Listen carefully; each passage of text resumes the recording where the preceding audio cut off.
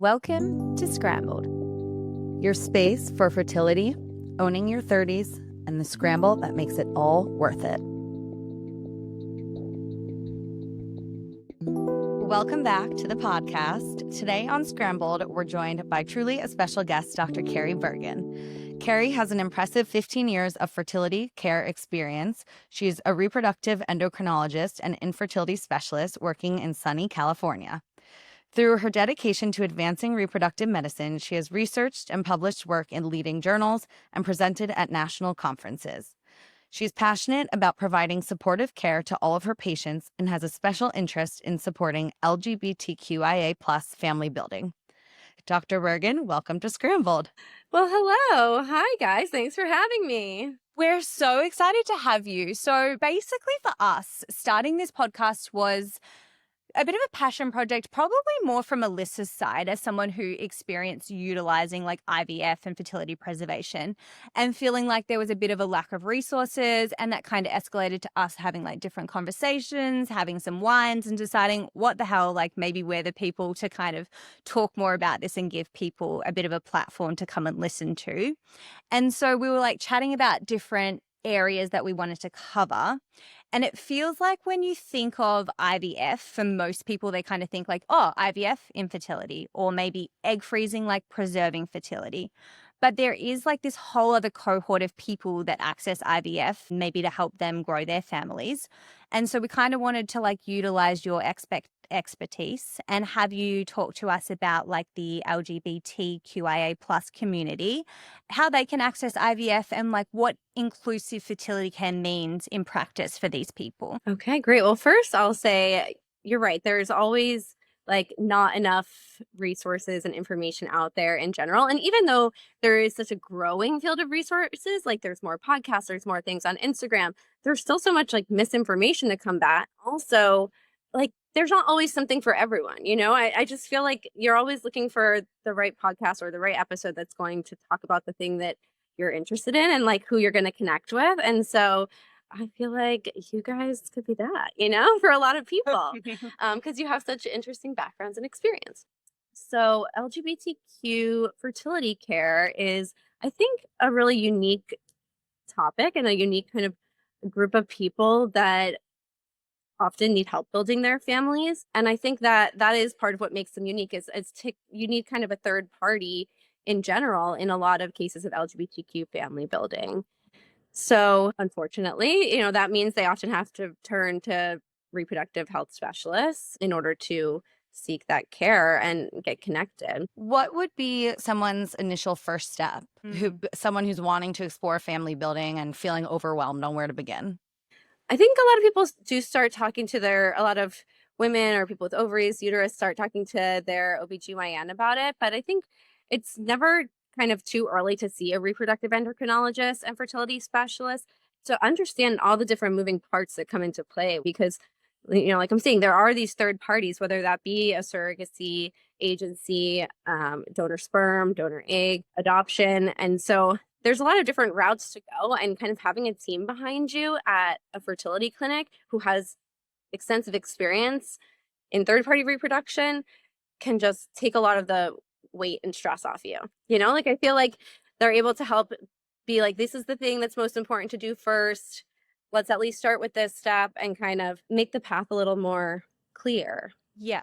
And so does like every fertility clinic offer this like third party approach, or do people need to specifically look for a clinic that offers that? In my experience, I think most of them would and do. Yeah. Yeah. I think most have a team. How large that team is, depends on the size of the clinic in general. So I'm usually a fan of going somewhere that has high volume overall, because I think they end up seeing, first of all, a lot of diversity just in people, but also clinical diversity, and have a lot of experience with challenging cases.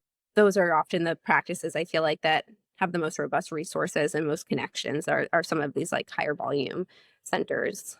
That's why I chose the place I did, for that exact reason. Yeah, it's always like a trade-off in certain ways, as I'm sure you've experienced too. But really, when you look at statistics, those are often places that have really good outcomes and just have the experience to take care of all different kinds of people.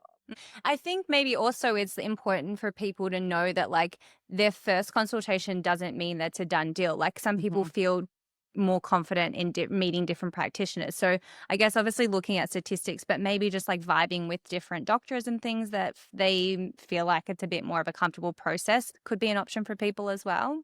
Yeah, definitely. I feel like yeah, I think that's a one of, like, the many misconceptions about it seeking fertility care is, like, that you're going and you have to do IVF right away and have to get started right away.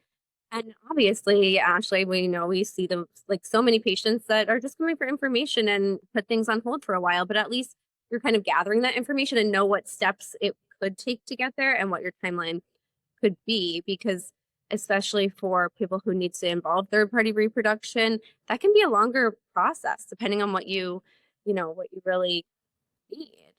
Yeah, for sure. I guess that kind of leads me into like you've touched on this third party. So, are you able to maybe break it down a little bit more for us and talk about what IVF looks like for maybe a same sex female couple, a same sex male couple, non binary folks? They're obviously all going to go down different kind of journeys.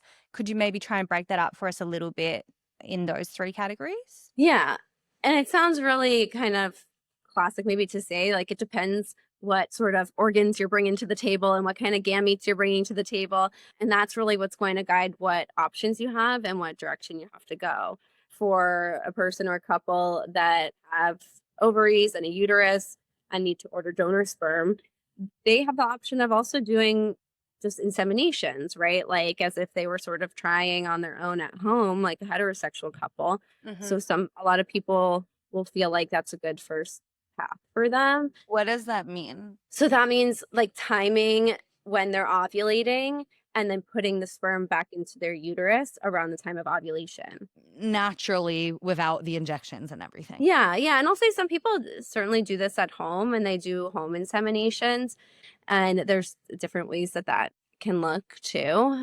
I still think it's worthwhile, even if you think you're going to go down that route, starting in a fertility clinic and gathering all the information and understanding what testing might be worth doing ahead of time and what you could be looking for in a donor, however you kind of choose to move forward because we can just help guide you on certain things to look for and test for ahead of time even if everyone makes whatever choice is best for them in building their family and for some people that means doing it at home.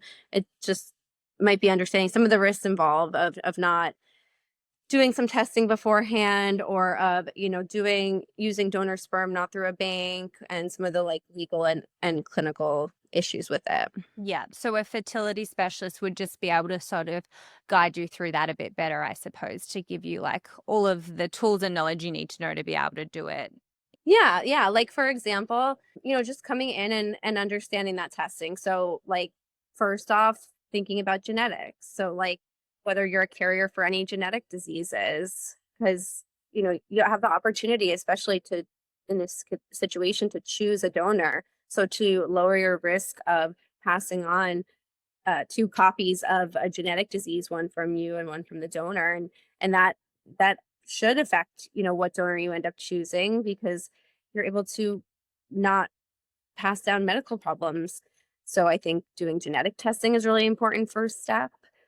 We do CMV testing, cytomegalovirus testing. So that's a virus that's clinically kind of similar to the common cold. So most people have been exposed to CMV before, but we look for antibodies to see if you have been exposed. The reason we look for that is because if your first exposure to CMV is early in pregnancy, then there can be consequences to the growing fetus. And so we look at the antibodies in the patient so that when they're looking at the donor sperm websites, they can see if they're CMV positive or negative and decide, if they have immunity to CMV, then they can choose any donor. If they don't have immunity to CMV, they might want to choose a CMV negative donor. So when a patient is considering going to a sperm bank and needs a donor, is that part of your responsibility to help them find the right one? Is that separate, or are you just responsible for the initial testing and then here's your information and do with it as you please? And then what are kind of like the legal consequences around all of this? Okay. So basically, they come in and we give them information about the most common sperm banks that we work with, because we want to make sure they're licensed in the state that your clinic is licensed in. So we usually give them the information on these sort of well-known sperm banks that are reliable. Then from there, the patient does go on their own to go and look at the donors. So then they look through the different profiles. You receive certain access to the profiles just on a basic kind of membership, and then you can see additional details, I think, as you sort of upgrade or kind of narrow down the ones that you want to get a more detailed profile on. And then once you've kind of narrowed it down to a couple donors, the way we do it at my clinic is we have patients pick a top 3 donors that they're interested in, and they send us the profiles for it. And we review them first to make sure they're not a genetic match for the same diseases. So we look at the patient's genetic testing to see if they're a carrier of any diseases. We look at the donor's genetic testing and we see if they're a match. I actually literally just before we got on this call was doing that for a patient, and they sent over 4 donors, and I was like, what is it called? A beautiful mind. I had all these pieces of paper, and I'm like, this gene, that gene, this is drawing them all over and trying to figure out if any of them, overlapped, and that to make sure that, because not every genetic panel at every donor bank is the same either. So you need to make sure, even if someone didn't come up for a carrier for something, were they even tested for that thing if it was a different panel?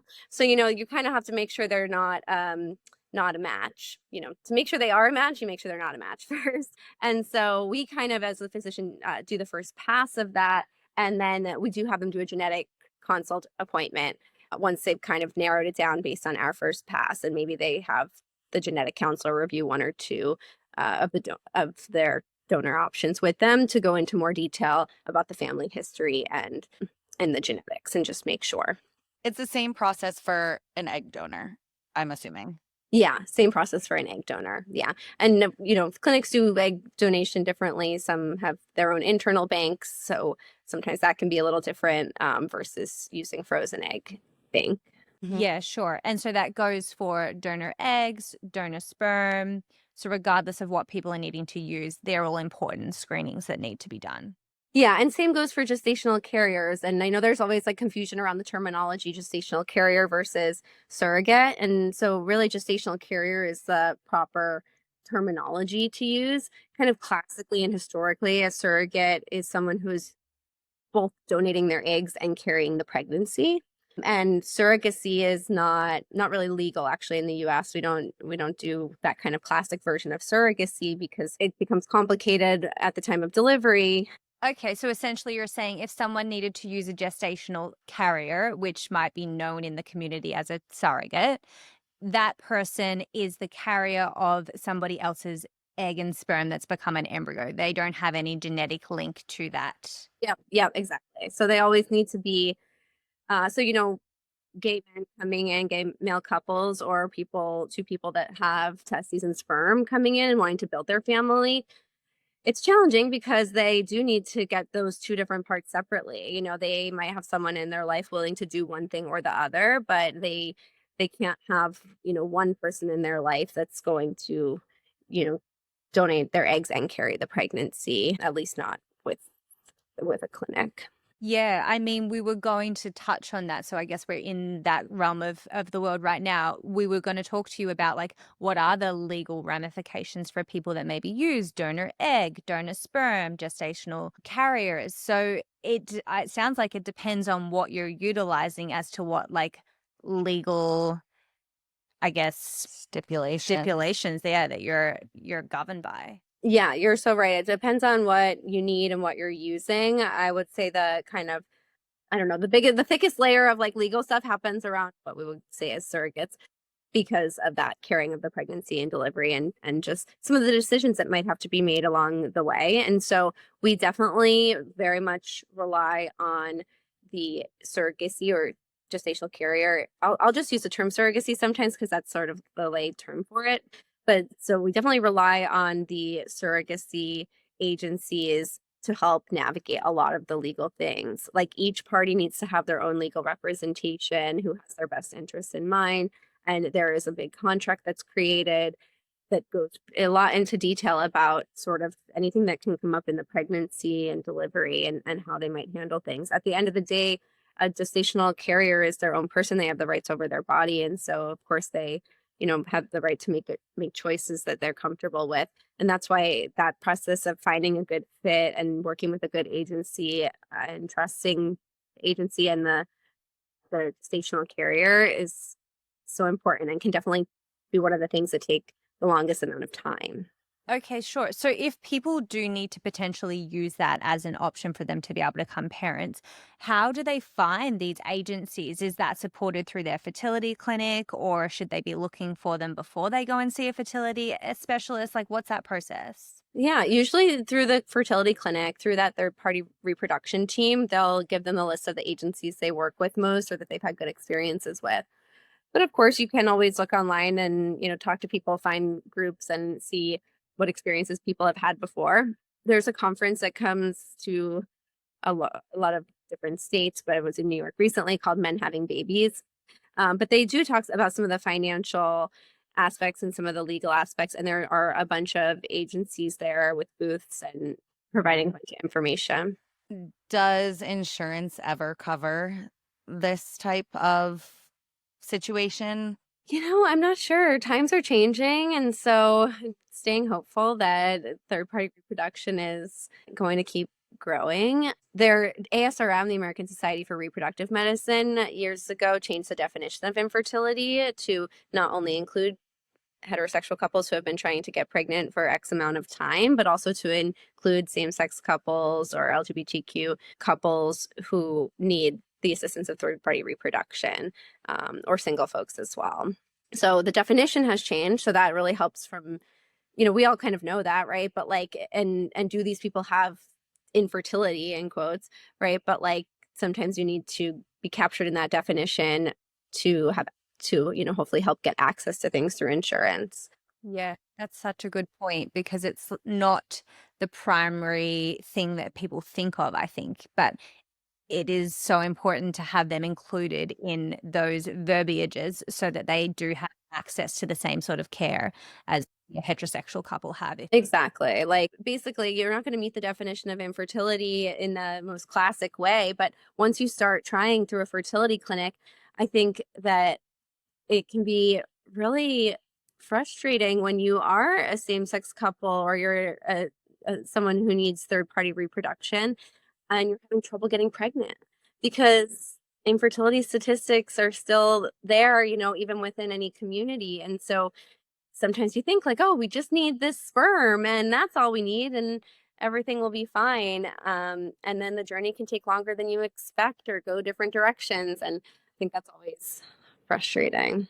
Yeah, for sure. It's like you've just got to open that first can of worms. And that's just step one for people. From there, they're going to face all these other potential challenges along their journey. And I think it's really important to just recognize that for sure, because it's not something at the forefront of most people's minds, I don't think, when they think of reproduction and infertility.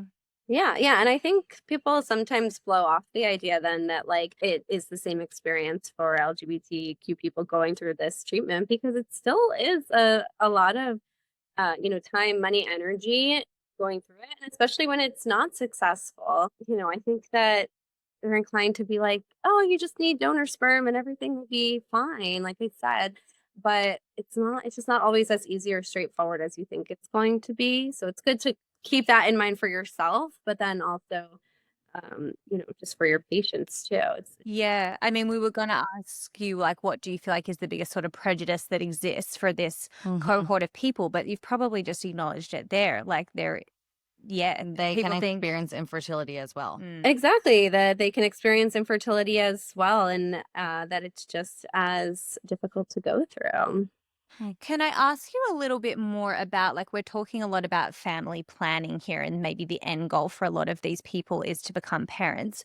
What about maybe younger people who are looking at maybe transitioning or something like that, that maybe want to use IVF as more of a fertility preservation method for themselves, maybe before they undergo any other kinds of treatments? What are the options for those people? Yeah, so people who have ovaries with eggs, that are going on testosterone treatment, they're often counseled about, should they freeze their eggs before going on it? And data is limited, but more and more is coming out to hopefully help guide the decisions for these patients.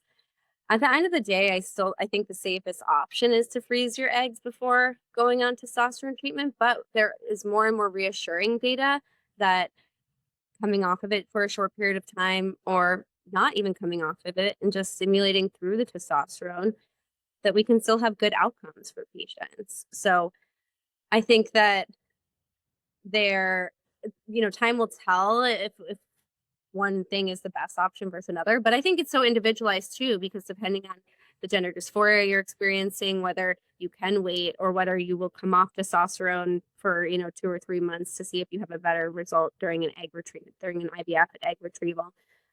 It's nice to be able to give the patients the option of like, we don't need to come off. Like, we can do this. Maybe it compromises the number of eggs we get by a couple, but that can be okay. Like, you can decide what's important to you. It's not impossible to do. And same for people with sperm who are going on estrogen therapy. Obviously the process of freezing sperm is less intensive. It's an ejaculate that can get frozen into multiple vials, and it's less costly as well. And so I think that decision's a little easier. I also think that it's a little less predictable too, how long you have to be off estrogen for to have resumption of testosterone production and whatnot. So it's just so variable person to person. But I think that what's like most important is knowing the options so that you feel like you had the choice and you decided for yourself. It's interesting because, like, if you are a queer person and you kind of know that you'll need third-party reproduction, it's kind of even more of an incentive to consider preserving your fertility, regardless of going on hormones or anything. But it's kind of like, well, I know I'll need assistance either way.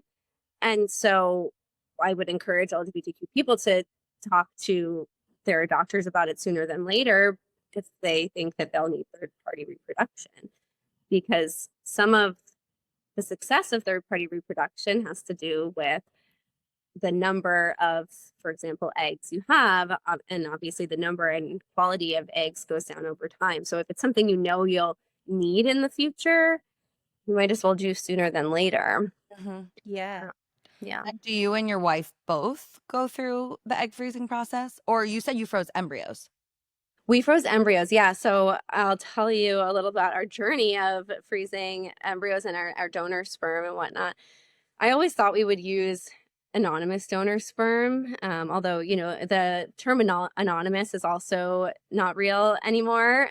But there's different kinds of disclosure in the donor kind of community. So some don't want any disclosure. Some you can access their information from the time you choose them. Some, once the child's 18, you can they're okay with being contacted, and others are completely, open kind of donors or completely anonymous donors.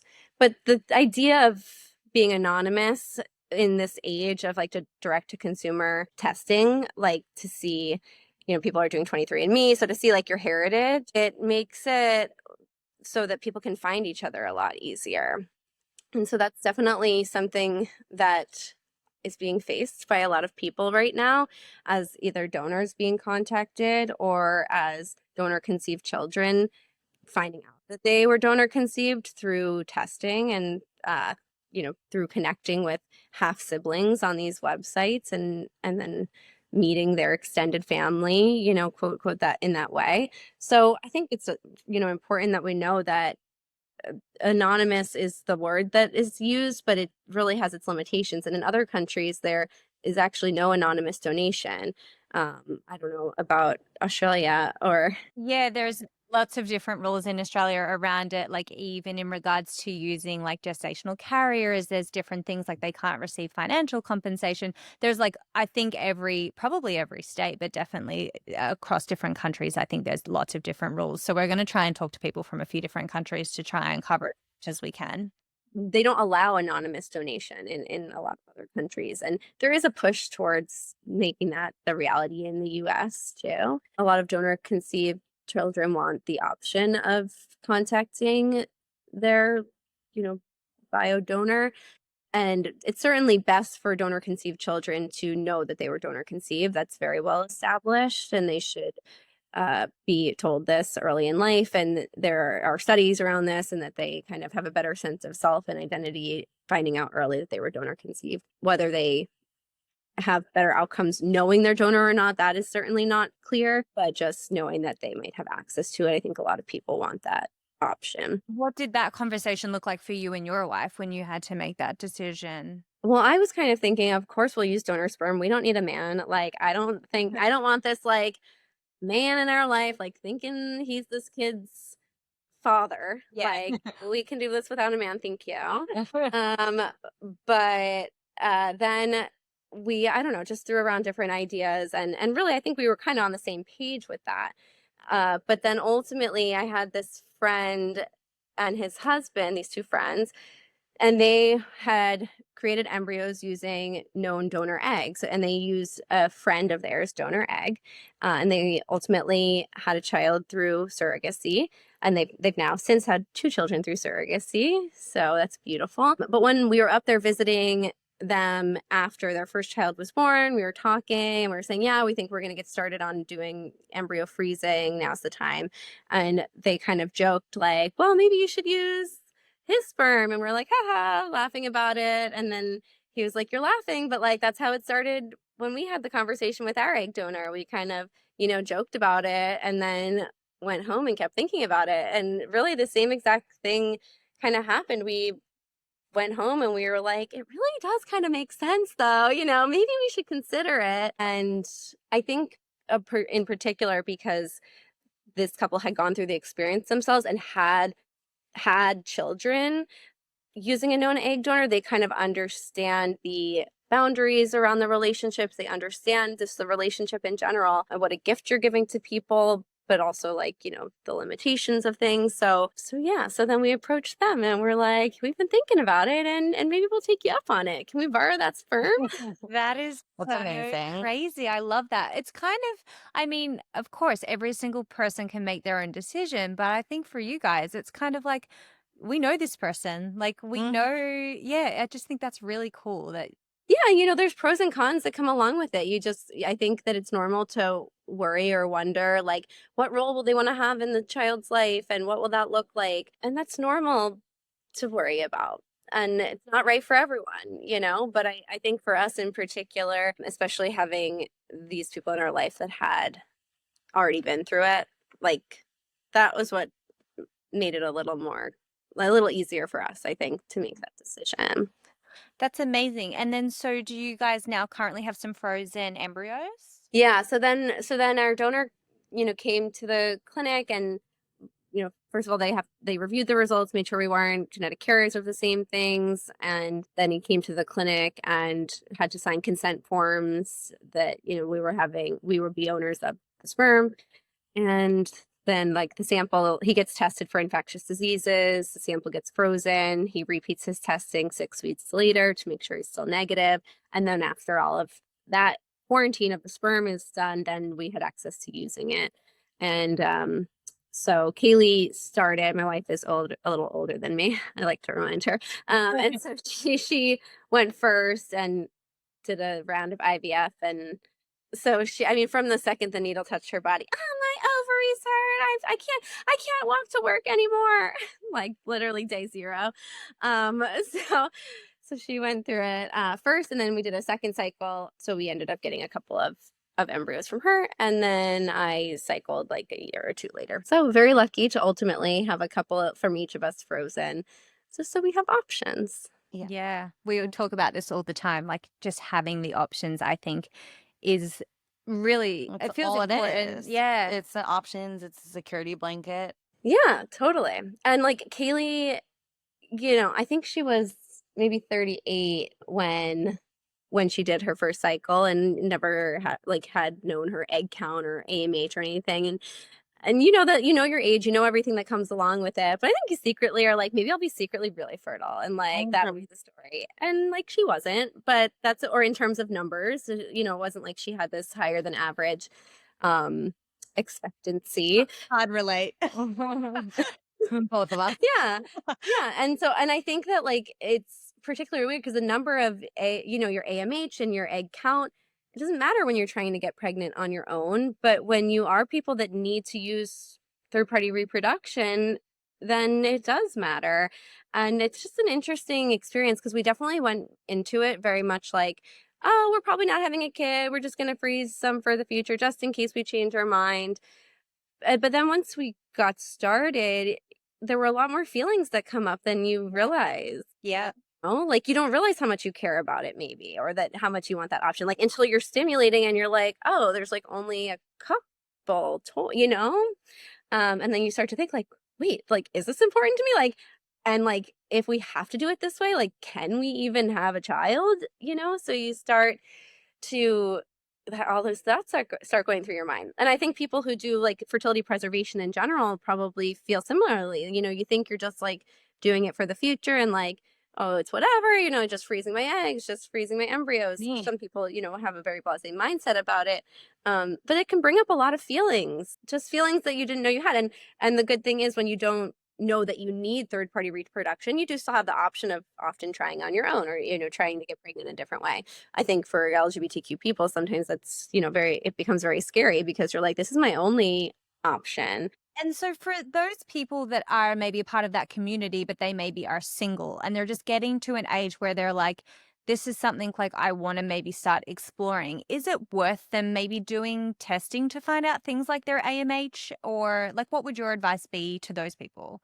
I think it's worth considering freezing, your eggs. And honestly, people are freezing their sperm more and more now too, because not that sperm ages in the same way because you make new sperm all the time, but there are increased health risks in offspring with increased age of the sperm donor or, father.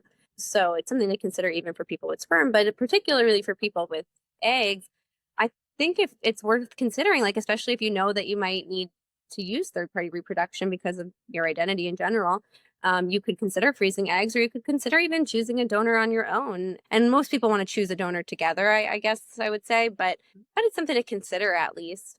For sure. I mean, it's almost giving you a head start so that maybe if Mhm. potentially down the line you do meet someone and you guys end up wanting to family build, you've kind of taken that little head start in some Yeah. ways. Yeah, like you chose a donor on your own, but like you can still share that experience like down the line. But at the very least, freezing your eggs again, it's like it's hard to know the right time to freeze your eggs. If you freeze your eggs in your 20s or like when you're very young, of course that's when they're at their healthiest, but you're actually less likely to use them over time when you freeze them when you're young. So you kind of end up paying for storage for longer and you're just less likely to use them. So you have to like keep that in mind.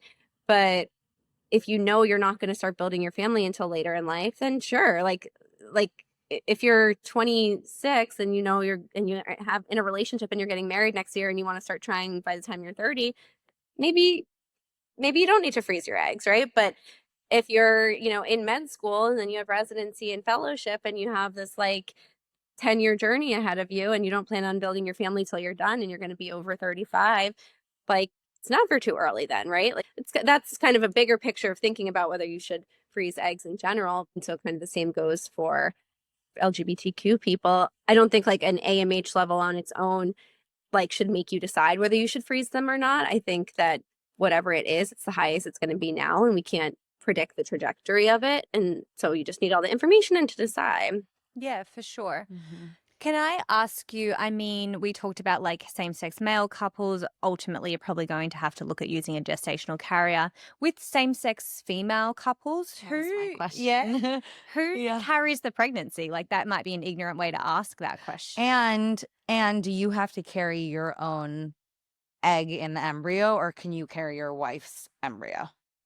Yeah, so it's something that a lot of clinics call like co-IVF is when you share kind of contribution to the pregnancy. So like Kaylee, my wife, for example, has no interest in being pregnant and does not want to be. So we froze her embryos using her eggs with the intention that I would carry it. And for some reason, she prefers her genetics to be passed down over mine, which is insane. But like that would be more of a priority to her. So I'm like, okay, fine, we could do that.